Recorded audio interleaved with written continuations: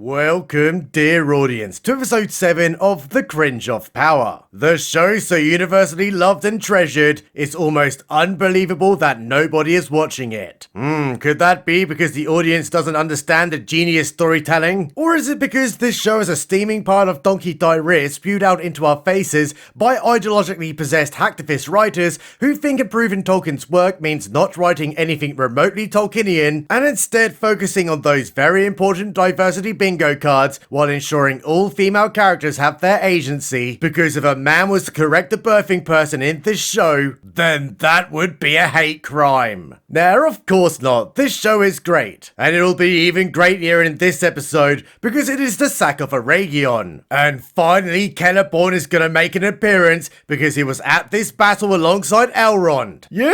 Celeborn ain't really dead and it was just some kind of season 9 Dallas fever dream. And he was in the shower this entire time. Yeah, wouldn't hold my breath over it. So let's get into audience. Let's get vomiting down to Middle Earth once more because Galadriel needs her agency. Therefore, the showrunners killed her husband. Show beginning, here we are in a very peaceful Aragion with the sun shining and birds chirping. Oh, and look, there's Granny Celebrimbor almost finishing those rangs. But if you somehow forgot what the plotline of this show was, because you're a dumb head, don't worry because Granny Celebrimbor is gonna fill us in. 9, he says. 9 rangs for mortal men. Fee you, glad he said that because I almost forgot what this show was all about. You know, on the account I keep falling asleep watching this utter horse shit. Anyway, he notices that there's a gem missing in his hammer and there's also a mouse running around. 2 pieces of information that will come in useful later. Oh, and also a mirror reflecting a very dirty looking Celebrimbor,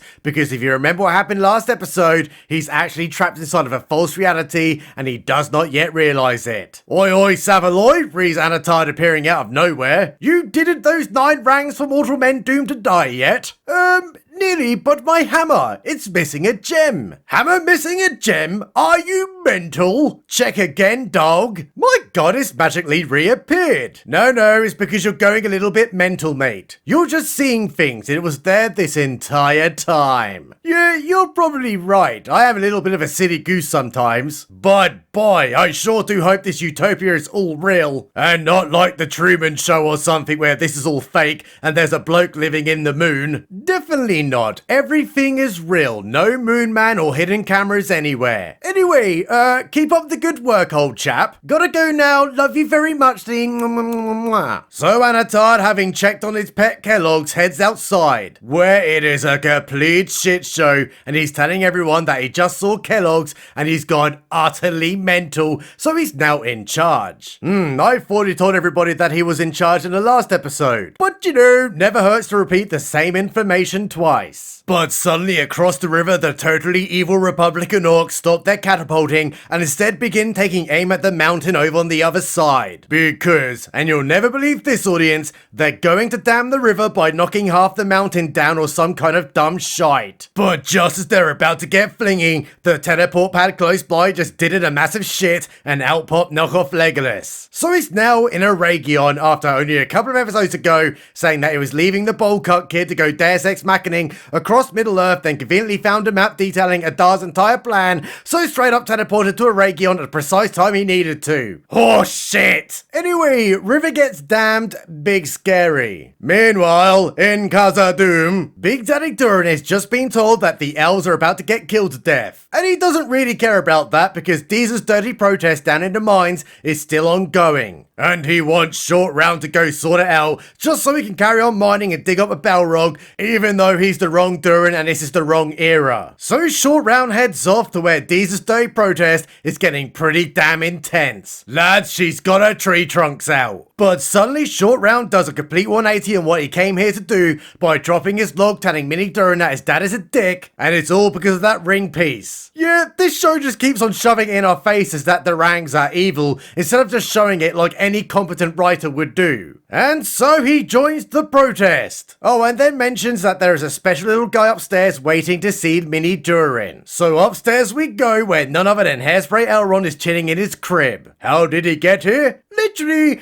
no one knows. He just teleported, of course, you dumb heads. Hi, Durin. Long time no see. Oh, Hairspray Elrond, it's so good to see you again. I've missed you giving me all of that raw meat. My loins ache for you too, Durin. But for now, our love can't wait. Us elves are about to get hit right in our no-no squares by the Republican Orcs, and it is going to hurt big time. My god, man, have you tried mail-in voting them out of Aragion? I'm afraid not, my love. There is not enough ballot drop boxes on Middle-earth that can stop them this time. How will you defeat such a threat? We need you, Durin. We need you and your army to come in their rears while we come in their fronts. We will make an orc sandwich the likes of Aragion has never seen before. Oh, Elrond, you had me at raw meat. I will be there, bro. You have my ox. So let's head to the orcs, who are absolutely loving it because there's no more water left in that river. Oh, they're coming in hard for that protest. Oh, my sweet hairy ball, says the chipmunk from the wall. Those orc guys even brought a Ravager with them. And I know what that is, because even though I'm just a blacksmith's apprentice, I'm also a siege equipment enthusiast who just knows how to name all these things. So that means they are big time fucked. Like, all of them are going to die big time, so everyone is now losing their shit. But not Celebrimbor, though, who has just worked out that his reality is indeed in the Truman Show and Anatard is the man living inside the moon. They're all actors, bro. What do you mean? That mouse has been doing the exact same thing on that floor on repeat. It's a pattern, and my fire don't work properly, or me candlesticks. Oh, yeah, sorry about that, mate. I did it. You see, you were going a little bit mental, and I just wanted you to chill the fuck out. Wait, what? You did this? Oh, no emissary of the Valor would do that to me. Who are you really, you wigged up twat? Definitely not Sauron? Alright, fair enough. Whoops, sorry, dropped my hammer. But after knocking that +10 noise reducing window out, he can now hear all the hoo-ha going on outside. And upon the revelation that Aragon is under attack and Anatard put him in the Truman Show, Granny Kellogg's gets fake crying big time. But suddenly, the plot demands that he walks to his desk and finds out that the Mithril from the previous episode isn't actually Mithril at all, it's sticky black Sauron goo. You not only put me in a false reality, but you also jizzed in a Mithril bucket. Only one person I can think of would do that. You are Sauron, aren't you? Yep. So Kellogg's, heartbroken, heads outside where everyone is dying and then gets blown up, and it's really sad. But an exploding rock piece ain't gonna stop the big guy, and then goes telling the chipmunk that he was in a Truman Show and Anatard is Sauron, although nobody believes him. So the chipmunk comes in trying to soothe the mental patient, but as he pushes her away saying he needs to socially distance, Sauron gives a force push assist, causing her to fall off the wall and straight up fucking die. No! She was the season's strongest character! How will the audience learn to love again? Yeah, so anyway, Granny Celebrimbor gets fake crying over spilt milk, but Sauron ain't no bitch telling him to brush off that murder and then go finish off those rangs. Alright, and now we're over to the battlefield where Hairspray Elrond alongside the globally diverse elves have now just arrived to stop that protest and ensure that those orcs get a swift taste of cultural enrichment. Like a full day out in London level enrichment. Lots of blood, lots of death, lots of mostly peaceful stabbings. But wait a minute, who's that in that box over there amongst the orcs? My god, it's Gadget Galadriel! They have done the imposter brew and caged her stunning. So suddenly Elrond gets having a sit-down meal with a dad to parlay over how they're gonna sort out this Otto SpaghettiOs. Hey bro, I see you have less hairspray in today, you look much better. Aw, cheers dog. Yeah, sharp. Anyway, have you got that ring piece with you? You know, the one Gadget Galadriel gave you a couple of episodes ago that I know all about? You need to give it to me, bro. We can defeat Sauron with it. Nah, I left it at home, I swear. Okay, that's a shame. Anyway, we both hate Sauron, right? So how's about we stop being little bitches and to go take him down together as a super cool elf-orc sandwich? But if we were to form a heavy metal rock band, what will happen to Aragion? Nah, that place is fucked, mate. Sauron has been in there this entire time tugging everybody's tempests. So they are corrupted and must die. But you you can still save the Gadget if you just give me her ring piece. I told you, dog, I ain't got her ring piece. So I guess that means we're gonna have to fight on the battlefield. But before I go, I want to say goodbye to Gadget Galadriel, like hugging her super closely. You want to get real close to her and potentially provide the means to escape, all the while none of us will notice? Yeah. Why don't you say, boss, go have at it. Oh boy, it's a good job you orcs are absolutely retarded, or this would never have worked. So Elrond heads over where he gets exchanging some mouth enzymes that just cause Tolkien to spin even faster in his grave. And then secretly passes over a lockpick in front of everybody that nobody saw. Even the orc man standing right there didn't notice it. Well, I guess it's true what they say, audience. A show is only as smart as their writers. So it's big fight time where Elrond puts down his soy latte, ditches the hairspray, and goes for that day out in London that he always dreamed of. But no! That totally evil Republican orc just killed his horse to death with a cockney flippity floppy, and its death has absolutely no impact on the plot. Scene transmission to nighttime where Skippy, the orc child's dad, is telling Adar that those elves are very stunning and brave, and maybe they should start retreating now in case the globally diverse ones get eating their pets. But Adar refuses to call off that protest because he must kill Sauron at all costs. Yeah, no one cares, but as he walks into his tent, he suddenly realizes that Gadget Galadriel has escaped and she was so super hilarious doing it, those two guards laughed themselves to death. And if we head outside, there she is on her way to star in her very own Netflix comedy special. But then gets recognized almost immediately, and now she's going to die. Like, really, really die. No way out of it, she is going to be deaded. But wait a minute, knockoff Legolas coming out of literally nowhere to save the Go-Go Gadget comedian at the precise time she needed saving is pure cinematic genius. Fucking a told so. As soon as he said he was leaving a super cool friendship group, I said this would happen because this show is about as predictable as horse shit. Meanwhile, at Khazad-dûm, Big Daddy Durin has apparently gone axe happy on some dwarves because no one is digging out his back end anymore. So it forces Mini Durin to recall his entire army that he somehow managed to raise in the space of a few hours and complete with all provisions needed to engage in full-scale battle. I guess they're not going to show up at the end then, but they will in the next episode. Elsewhere, Anatard has Granny Celebrimbor under house arrest finishing off those rangs, and he takes the opportunity to get telling him all about his tortured past. Oh my Kellogg's, you may think this is like really, really bad, you know, having you chained up and all that, but I'm doing it for the greater good. When you finish those rangs off, I'll make sure there'll be unicorns and dolphin rainbows all across Middle-earth, because you'll never believe this, but I am actually good. You're chatting shit, mate, you dirty, dirty liar. You're evil and everybody knows it. Oh, I'm not evil, I swear it. You see, Kellogg's, I have a tortured past. Morgoth was really, really mean to me, and all he wanted to do was destroy everything while I just wanted to perfect. But you're literally torturing me right now. Sacre bleu, you've got it all wrong. You see, you just needed to be spanked a little bit to make those rangs. You're full of shit. Next, you're gonna be telling me that I want to be a bloodied corpse on the battlefield flown high as your banner. Flown high as a banner? I could never do that to you, bro. Now, if you excuse me, I'm going to conveniently leave you on your own. But I am safe in the knowledge that you definitely can't escape. So Anatard leaves and immediately Kellogg's gets to trying to escape. Oh yeah, didn't see that one coming. But there is a little bit of an issue. Those things are locked. Like,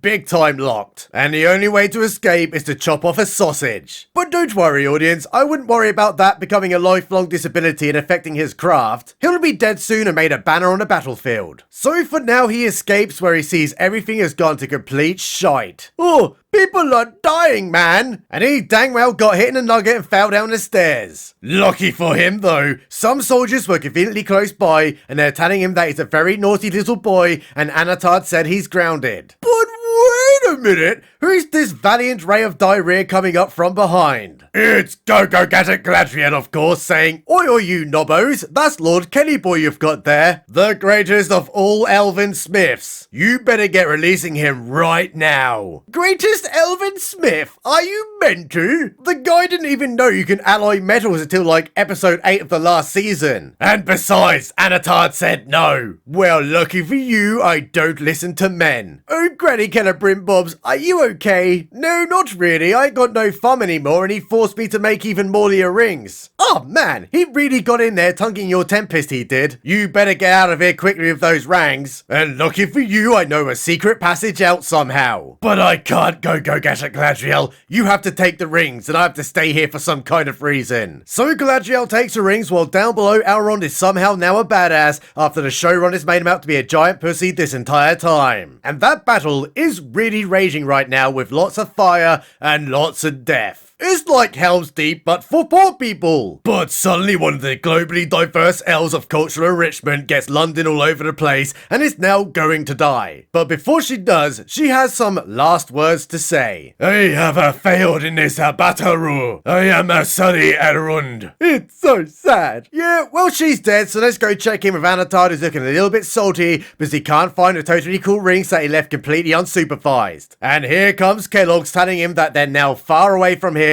and his dirty methed out fingers will never touch a ring piece again. And for being really mean to him, he's now under arrest. But little does Granny Celebrimbor realise Anatard has affected the entirety of Aragion with Sauron Mordor meth, so he is now in fact in charge of everybody and then commands them to straight up die. Flip flop, we're back outside where that troll who featured in a scene a couple of episodes ago is now in Adar's army somehow and is killing everybody. Pretty hard to beat him, right? It's a giant troll with pretty thick skin. Not so fast, audience. Because some shit happens and then knockoff Legolas does a Legolas ripoff but for retards and now it's dead. Oh, and there's the Giga Chad Elf King. But things aren't over yet because here comes the biggest protest of our lives and suddenly it's morning somehow. Well, that sun moves really fast because it was literally nighttime over there, then it was dawn over here, and now it's mid-morning over there. Now you're all thinking that the dwarves are coming, right? You know, like they did in the canon as well as Celeborn being here too. But somehow he's dead in this show because of Murph-a-Journer. But you'd be wrong. Dead wrong with AIDS because Elrond stands there expecting the dwarves to appear like Gandalf did in the Two Towers, and instead a dying elf rolls up. Well, that screwed up everything, so now it's back to warring, where it's really dramatic, while Elrond keeps repeating the line that Durin will come. Yeah, around you, he's definitely coming, you saucy little bitch. Anyway, knockoff Legolas gets stabbed by Adar, so I hope the high fuck that he's now dead. Oh, and then Adar takes the ring off Elrond, who earlier said he didn't have it on him, but he actually did. Oh, this is really bad. It means that Galadriel will never get a ring piece back. Oh wait, yes she will, because she literally has it in the Third Age. Get the fuck out of here. Big shout out to all my Patreon boys and guys. Your support is the reason I don't have to eat my neighbor's cat in the Soviet kingdom. Love you all very much. Subscribe button. Is always right.